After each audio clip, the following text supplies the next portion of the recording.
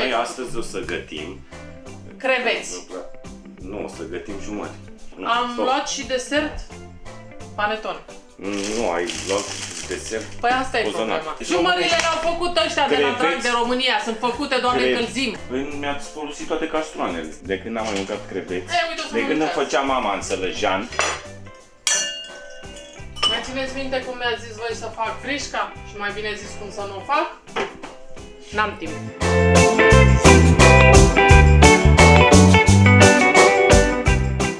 Bună, ce faceți? Noi avem o situație. O situație care o să vă convină, că voi tot timpul vreți să gătesc astea, dar avem două situații de fapt. Eu și cu Răzvan. Ia zi, vină Răzvan și spune la oameni ce ai făcut azi dimineață, după ce am venit eu de la Carrefour. Noi astăzi o să gătim creveți. Nu, o să gătim jumări. Ba nu, o să gătim creveți. Nu, o să gătim jumări. Că am fost și am cumpărat creveți, Răzvan. Păi să gătim. Săptămâna, vine Crăciunul, pe tradiție. Păi și ce, crezi că nu mănâncă lumea de Crăciun creveți? Undeva? Thailanda, unde? Nu undeva. Am pe bune, nu. Nu, deci, și nu, am luat și desert panettone. Nu, ai luat desert. Păi asta e problema. Asta e toată problema. Dar stai că nu înțeleg ce vrei tu să faci. Nu, stați puțin. Stai. Deci, eu am luat să fac creveți. Nu, eu am luat să fac creveți. Și am și curățat usturoi pentru creveți. Și atunci gata, nu se mai pun stop joc. Dar eu nu înțeleg ce ai căutat tu să duci la Carrefour după ce m-am dus eu la Carrefour. Păi era o listă făcută și când am văzut că n-ai luat cozonacul, n-ai luat jumările, n-ai luat vinul roșu, n-ai luat brânzetările. Cine a vorbit de jumări? Și m-am dus și mi-am luat și un cașcaval de capră. Ca să pun înainte de jumări frumos așa. Roquefort. Cu nuci, cu blufundant. Nu ai luat tu, lasă, că tu n-ai așa. Luasem brie, uite, frumos, străin, uite. Săptămână înainte de Crăciun, mâncăm și noi tradițional. Nu tradițional. În primul rând este săptămâna Crăciunului, în primul rând. Și în al doilea rând, nu putem să facem și noi ceva să ne înțelegem ca oamenii? Crezi tu, măcar în săptămâna Crăciunului? Noi că avem o misiune de compromisuri. Dar la noi problema este că compromisurile la noi nu există, că facem numai ce vrea Amalia. Deci astăzi mâncăm creveți? Adică... Astăzi mâncăm creveți? Nu, mâncăm și jumări, că măcar acum, când băi, uite, în săptămâna Crăciunului o să fac și ce vrei tu. O să mâncăm creveți cu jumări. Ce zici? Am un fel de fusion așa sau cum e fusion, da. Azi o să mâncăm fusion și o să te mai surprind cu ceva. O să fac și un desert și din cozonacul tău și din panettonele meu și o să vezi că nu-ți dai seama. Paia vreau să văd. Paia o să vezi și nici nu o să-ți dai seama care e unul și care e altul. Înțelegi? Ca să nu-ți mai ud gura. Încă o dată, dacă vă uitați la vlogul ăsta acum pentru rețete de gătit, nu vă uitați pentru rețete de gătit, că vă dați seama. Știți ce este de obicei? Uitați-vă pentru doi oameni care se iubesc și se respectă și se completează și fac în așa fel încât să fie bine și unuia și altuia. Eu am luat să fac creveți. Eu am luat să fac creveți. Compromisiuni, da. La mine e mai mult promisiuni. Promit să fac numai ce vrea Amalia, știi? Da, și la mine sunt pom. Da. Că eu comentez. Pentru că la mami acasă așa mâncam de obicei. De dimineața de Crăciun ne trezeam și mama zicea: ce vreți să facem? Vreți să facem creveți sau mâncăm panettone astăzi? Și noi eram, da mami, mâncăm panettone cu creveți. Da, dar și lumea a evoluat de când erai tu la mami și s-a ajuns să mănânci aceste bunătățuri pe care eu le-aș mânca tot timpul. A evoluat, asta s-a sunat de jignire, nu? Da, a evoluat. Bună mami! Da. Bună Monica! Așa, deci dacă mama, tu să nu te uiți, mami, nu te uita la vlogul ăsta, te rog frumos. Ce fac eu, mie îmi plăcea cum făcea mami. Și de asta spun, uite, mami m-a așteptat cu cozonac, cu jumări. Aici facem niște compromisiuni și o să-ți placă la fel ca la mami. O să-mi placă. Să-ți placă. Că acum se găsesc mai multe sortimente la magazin, înțelegi? Decât se găseau pe vremea lui mami. Că de asta am luat și... că noi în restul anului numai creveți mâncam și... Am luat și brie și roquefort. Înțelegi că pe vremea lui mami nu se găseau. Dar și eu am luat. Ce ai luat tu? Cai de la Aletea. Uite, ai făcut foarte bine că ai luat cai de la Aletea, pentru că mie chiar îmi place. Și face parte din Deschidem vinul românesc. Deschidem și vinul românesc, dar când o să mâncăm. Îl deschidem. Eu pot să-l deschid acum ca să prind un pic de curaj. Poți să faci ce vrei. Uite, vezi că să faci ce vrei. Emoții. Pe gătitul de astăzi am niște emoții de... Nu trebuie să ai emoții, trebuie să ai încredere în mine. Da. să-ți desfac jumările? Nu, uite, poți să-mi deschizi geam. Nu, dar pot să-ți desfac jumările. Lasă că le dacă desfac vrei. eu. Lasă. Nu, că te rog, Nu, uite, dar și cu lasă că le manicura desfac eu. făcută. Nu, că le frumos. desfac eu. Și se completează și fac în așa fel încât să fie bine și unuia și altfel. Jumările le-au făcut ăștia de la Creveți. Drag de România. Sunt făcute, Doamne, încălzim. Creveți românești. trebuie să le fac eu. Creveți pe tradițional. Da? Exact. Jumări de... O să vezi ce frumos fac, nu mai vorbi. Stai că o să fac frumos când o să găsesc o oală care să mă ajute să fac frumos. Tu îmi spui că ai nevoie de mine, eu sunt aici cu ăsta micu. Dacă e nevoie. Și îmi zici. Hai mă, că nici n-ai tigăi de creveți, pe bune. Hai să nu ne mai complicăm, să pierdem timpul oamenilor. Deci avem aici jumări, cum le spunem noi, creveți românești. Doar îi desfaci. E și mai simplu de preparat. Ascultă-mă puțin. Ascultă-mă. Deci creveți, de când am mai mâncat creveți, de când îmi făcea mama în Sălăjean, mi-aduc și acum aminte. Era în 1986. Și mergeau în crevete prin casă. M-a trezit mama și mi-a zis: azi avem creveți. Răzvănică, a venit Moș Crăciun. Hai să facem niște creveți. Dar până atunci știi ce trebuie să faci tu? Uite, eu știu tu foarte trebuie bine să ce pui la un loc, Da. să pui la un loc pe un platou aceste brânzeturi și să vezi ce bine se înțeleg ok. ele, că ele nu se ceartă ca noi. Ele se înțeleg bine. Uite, îți dau și platou. Stai. Las că mi-am singur, nu, tu vezi de treabă, Nu, că că nu știu ce știi. platou. Nu știi. Ăsta. Da, o să-l iau singur, pe care mi-a arătat tu, că nu. Așa. Tu vezi de treabă acolo, că am un pic de treabă, că vreau să separ astea aici. Deci uite, ți le pun și ție pe astea, să nu crezi că nu. Da, mulțumesc mult. Nu. Tu vezi de treabă acolo, că mi-am dat seama că n-are rost să... Tu ai întotdeauna dreptate. Tu și mami aveți Dar eu întotdeauna cred că pe dreptate. astea trebuie doar să le încălzesc, că ele sunt gata făcute, n-am de ce să le mai dau pe tigaie. Da. Știi ce zic? Da, stai puțin că trebuie să... Eu am...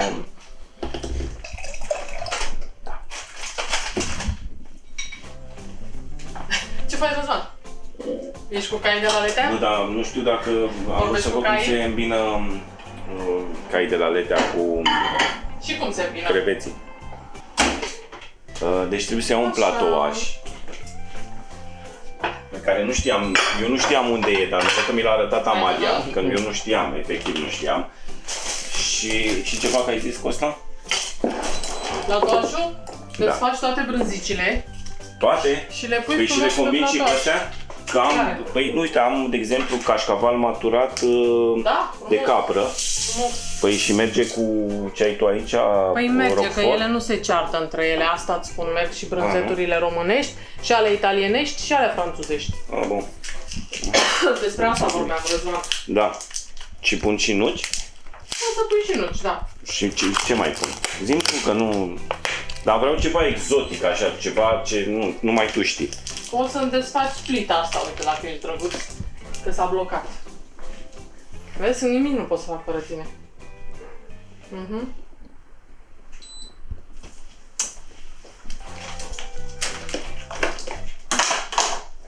Ce s-a întâmplat, Răzvan? Nimic. N-am loc de tine.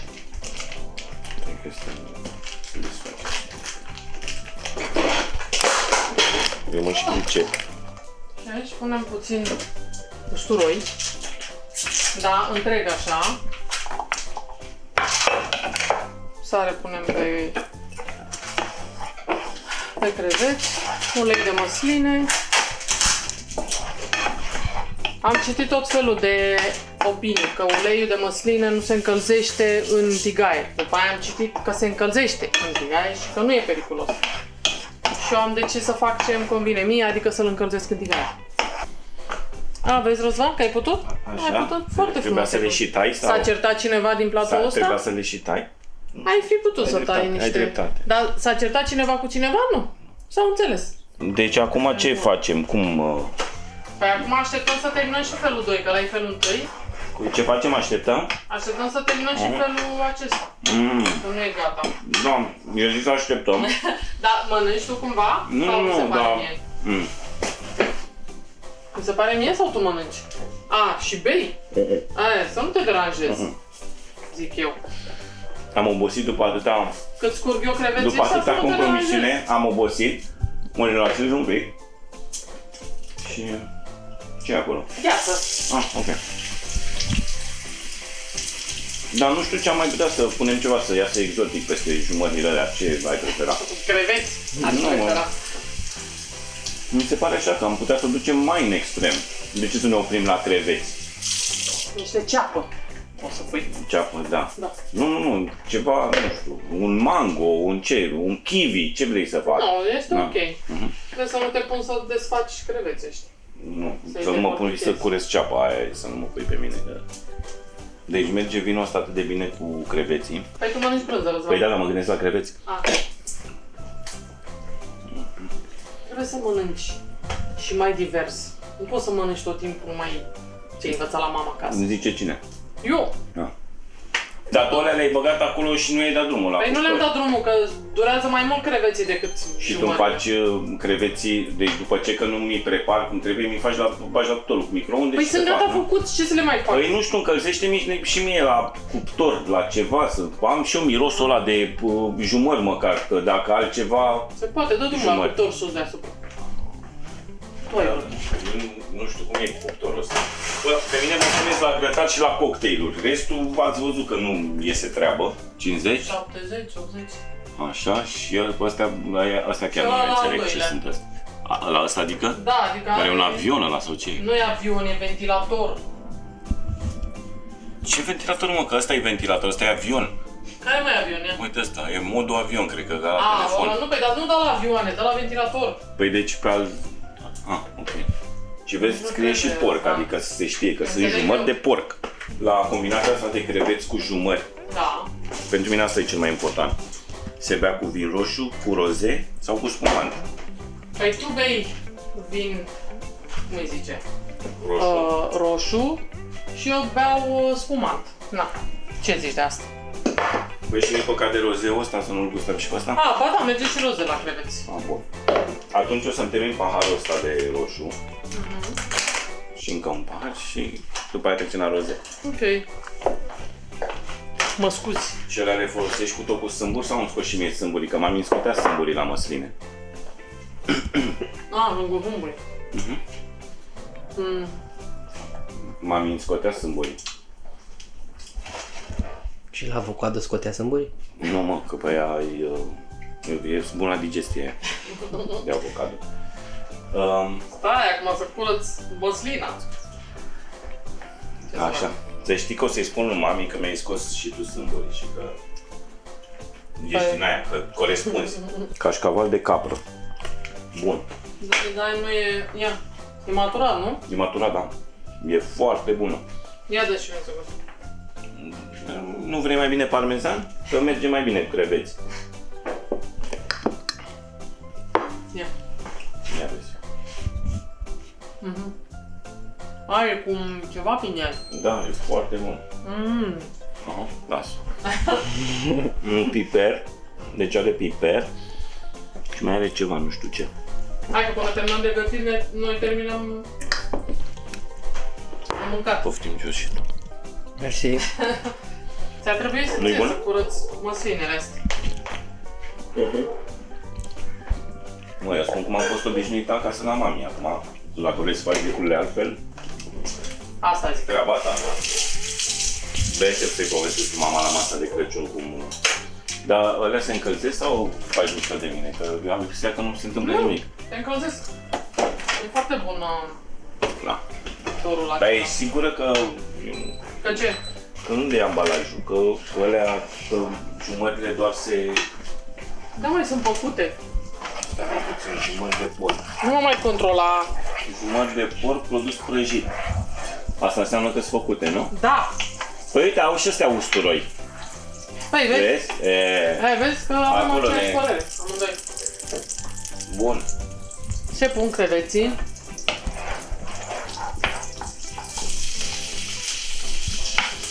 Și bineînțeles că am uitat o codiță. Normal. Las că o mănânc eu pe aia magia.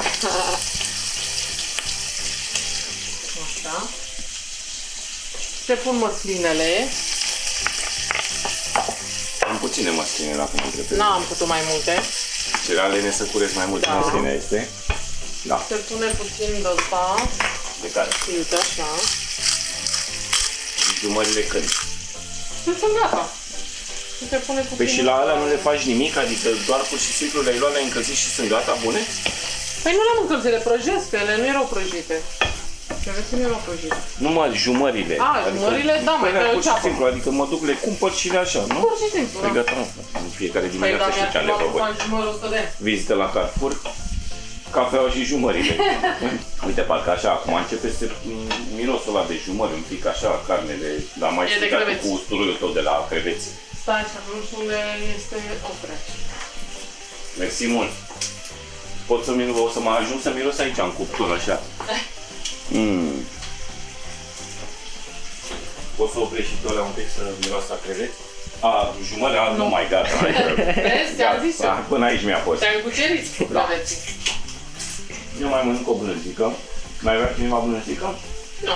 Ba da, vreau eu, de care vreau? Vreau parmezan. Ăla. Românești? Românesc. Mă mint. N-ai Tu mă- care ești așa Cosmopolita. cosmopolita? Eu și nu ești cu blânzică, că e păcat cu... Pe tradițional, măcar noi. Alții. De arătat arată bine. Păi e bun, da. Normal că arată bine. M-a certat și aseară. Deci aseară am venit și eu am fost plecat până la Craiova și m-am întors și aveam niște carne de porc să fac la tuci. După ce că fac afară ca să nu afum casa, a început să mă certe. Ai pus bere. Eu nu voiam cu bere, eu voiam cu nu știu ce. Ai pus de aia, nu voiam. Păi era pomana porcului. Da, și am adus și știi ce i-a plăcut. Da, mă, da. Da, dar ea trebuie să mă certe întâi și după aia. Într-adevăr, a fost foarte bună. Ai avut dreptate. Deci asta, eu cu gătitul afară sunt. Tuci, grătar, combinații la disc, eu așa pot, da. În rest, în bucătărie, pot să mănânc. Mă rog, aș mânca niște jumări dacă mă întrebați, da? Așteaptă. Asta ce este? Felul principal, secundar, aperitiv, Felul desert, principal. ce e? Ăla este aperitivul. Așa, ăsta. așa. Um, Ăla este vinul meu, da, ok, Așa. așa. Și pe o să vină desertul. Dar întâi mâncăm mâncare și după aia desert. Mâncare ca jumări sau mâncare ca Mâncare creveți? ca ce spun eu în farfurie, Răzvan. Ca aceea. Doamne ajută. Bă, nu, ce apreciez eu la sesiunea asta de cooking de astăzi este că toate se fac foarte rapid și mănânci imediat, Dar zi tu că nu niște e... jumări. Dar zi tu că nu sunt făcute repede. Bă, da, păi nu asta, serios. Dar asta cu jumările, asta Te-a cucerit. exact, m-a cucerit. Mi-a dat așa un sentiment de speranță. Trebuie să drag iei de tu ele. jumările, să te duci la magazin, să vii cu ele acasă și în 5 minute să mănânci jumări calde? Aia e. O să spăl după aia ăsta de creveți 2 zile cu jumări. Da. Doar Hai să luăm jumări. și două farfurioare. De ce gata? Da, da. Și cu ceapa aia ce faci? Că n-ai făcut nimic. Aia am să o mâncăm. O mâncăm cu gura? Am crezut că o călești sau ceva. Nu. Da, bine, deci pot să-ți desfac rozeul acesta, da? Da. Bă, asta e iarăși un vin foarte bun de la Jitei. Se cheamă Mysterium. Este limited edition. Ia uite. A luat și niște premii, doar medalia de aur, nu e. Așa, Între timp, da. Și între timp. este gata mâncarea. O să facem jumătate. Mi-ați furat și desfăcătură de vin. Așa. Și nu-mi place chestia asta. Tot crevețile s-au făcut mai repede. Păi că, da, mai pus să dau cuptorul, cred că e pe rece cuptorul. Ce l-a dezghețat? Special ai făcut-o. Așa. Așa.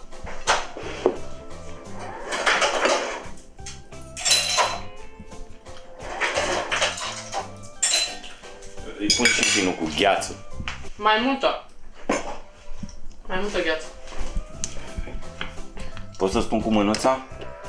Pune, ca să te strică paharul.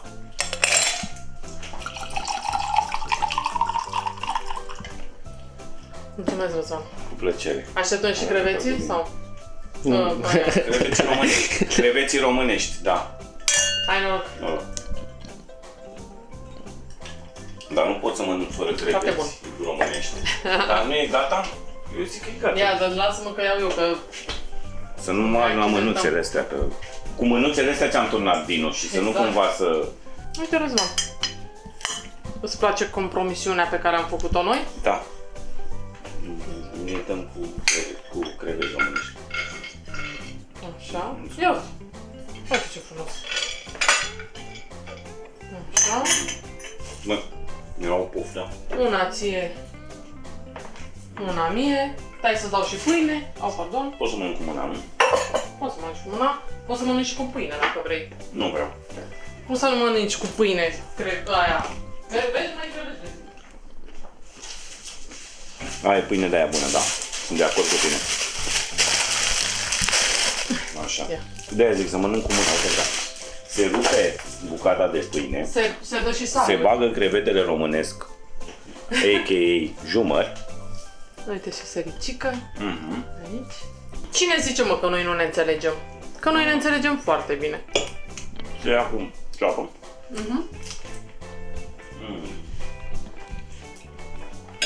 Ce mănâncă și crevete? Foarte bun. Și crevete. Ia mă, și un crevete. Ia. Stai că el nu știe unde e crevetele. Ia-l fi și tu. Un crevete. Ia un crevete românesc, iau. Mă chinuie. Animalele mele. Animalele mele, se vede cine mănâncă ce. Gata, hai că lui alții îi place de tot. Acestea fiind spuse, Le vedem la desert. noroc. Noroc.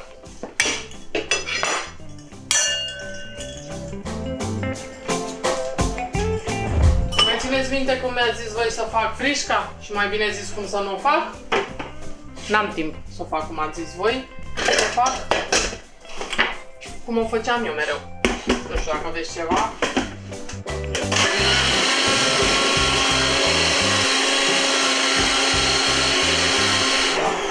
S-a făcut, mă.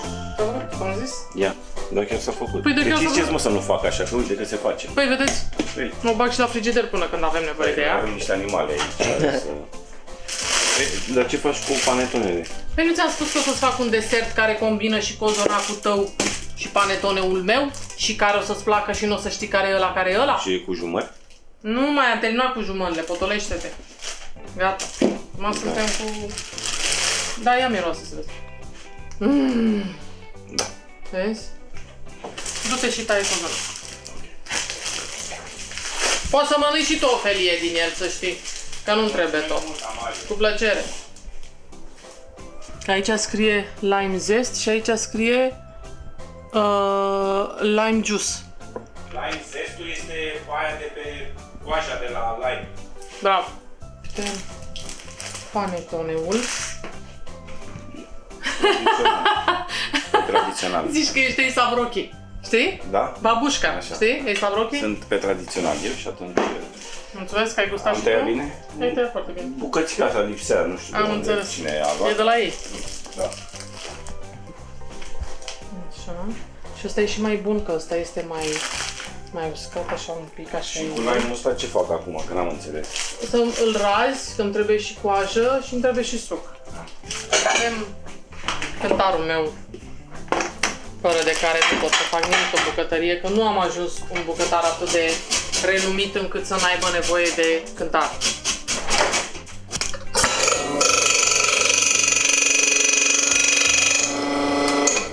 Puteai să-l storci într-o cană? Păi nu pot, că... De ce să pot? Pot așa. Tot timpul nemulțumiri, Așa, cât... reproșuri, Da, mă, dar uite... compromisuri, compromisiuni. Mi-a scris cu pixul aici în grame, mă, ca să nu mai chinui, Știu că- vezi, mă? Abuz în familie, știi? Un tablespoon de sugar. Where is sugar? Do you know where sugar is? Și acum ce să mai fac, Amalia? Ca să-ți fie bine. Mă rog, 19, e ca și 14-19. Da, mă, acum stăm în 0,5 Așa. sau în 5. 5. pune un pint strawberries. De ce nu mi-ai calculat ce înseamnă un pint? Ce înseamnă? Dar ce măsuri au ăștia în ei?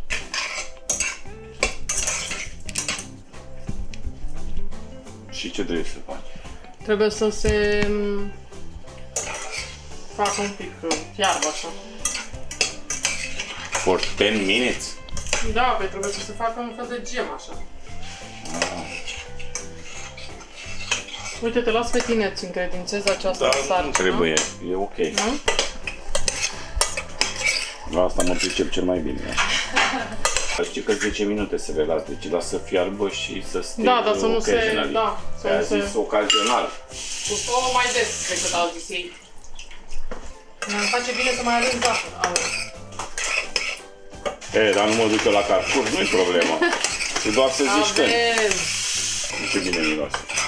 Păi știu. Sugar, vanila. Așa. Și după aia să pun laptele. 177 de mililitri. Da. 150.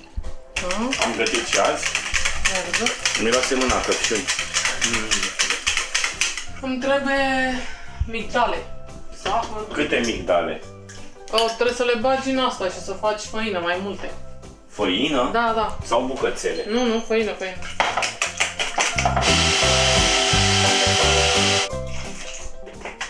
Am făcut totul la ochi. Adică așa? Da. Și cât și îți aia trebuie? trebuie să o pui... Da? Interesant acum. Nu, pune-mi aici. Nu presa, că trebuie să... Sunt ca niște... șnițele. Dar nu știu în ce să pun... Acum facem și șnițele. A? Facem și șnițele acum? Da, o să vezi, Răzvan, o să vezi. Ai răbdare.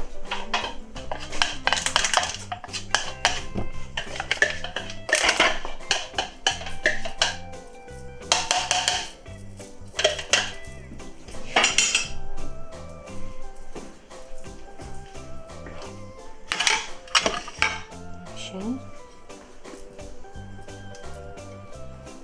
Acum ție, aș vrea eu una mie. Lasă-l la cură. Deci vor fi două ție. Una mie. Eu împart frățește cu mine, nu e problema, adică...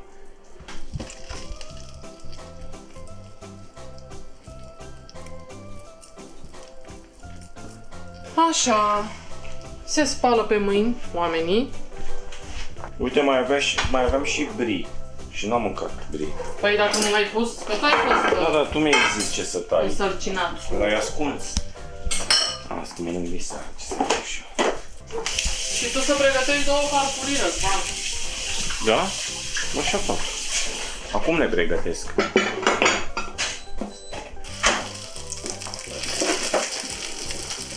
Și acum la desert merge un vin spumant, ar zice eu, dar mă rog. Așa merge.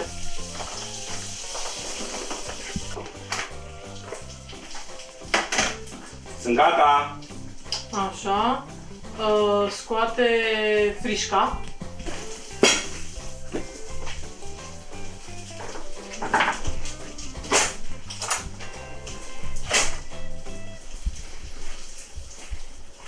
Ia să vezi, Răzvan. Ia să văd. Stai că n-am terminat. Nu? Ce? Trebuie să le și asamblez. Ia las că mie îmi fac eu, știu eu cum. Nu. Ia.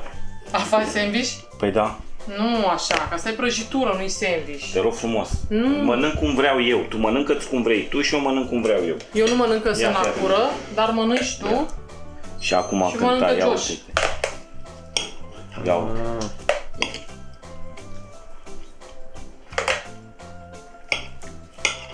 Absolut excelent. Deci, ai văzut că s-a împăcat cozonacul cu panetone? Ți-a plăcut? Așa ceva. Nu mă...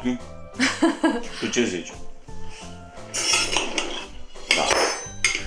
Acestea fiind spuse, dragi prieteni, Vă urăm un Crăciun fericit și să vă înțelegeți și voi între voi în familie la felurile de mâncare. Că noi ne-am înțeles.